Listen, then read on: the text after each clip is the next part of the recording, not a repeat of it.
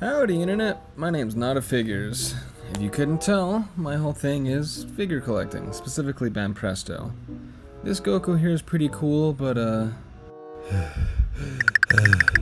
like this one better. Today's review is gonna be Piccolo here. Made by Bandai, from the Masterlise series based off his appearance in Dragon Ball Superhero. I can tell graphic design is their passion. Taking a look at the box here, we have the front obviously, the side with pretty much the same shot. On the back, there it is again. On the side, we have the side of the figure with some more text. And just so we know guys, just so we know, the product is included. Neat! And here he is. Out of box, he pretty much looks exactly like the pictures, except for two differences. One of those is this little clear foot base here on his foot, and the other is some seam lining around his arms and his chest. You can't really notice it at all in this lighting, but I promise you, in person, you'll see him. Luckily, one of those two is removable. I'm just gonna yoink and sweet. Turning him around a bit, you'll notice a few things. Exactly how crouched he is. Some shading on his gi to emphasize the folds, and a sculpt that my intuition tells me was sculpted using a computer.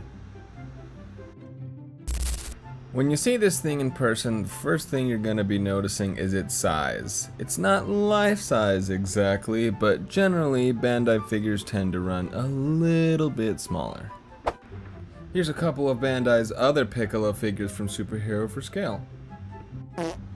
Being big is cool and all, but retail price for this guy was 65 bucks. He goes for around 40 now, which is definitely more fair considering the simplicity of the sculpt. But considering Bandai has made better Piccolos before and after this, I'm not a huge fan.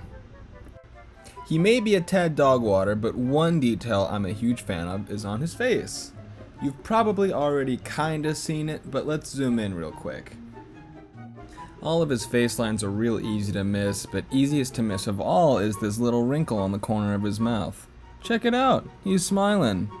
Or is he? If you rotate this thing even slightly, it's obvious that this is intended to be a grimace and not a smile. Even though, when you get him at that smiling angle, he looks way cooler.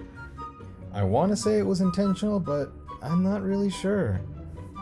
Just goes to show that the intent behind this figure is simply a basic representation of the character, nothing more.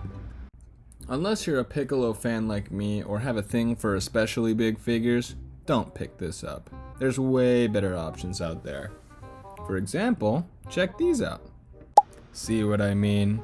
Even at a glance, these are way better than the Masterlise figure. They're cheaper too. I honestly highly recommend all three of these. Let me know if you want a review.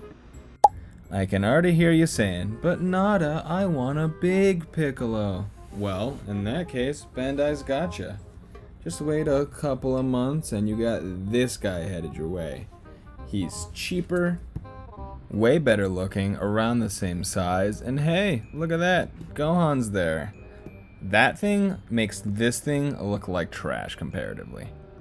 In summary, this thing is bland. I'm gonna go ahead and give it a 6 out of 10. Let me know in the comments section if you agree, what else you want me to review, and I'll catch you guys later.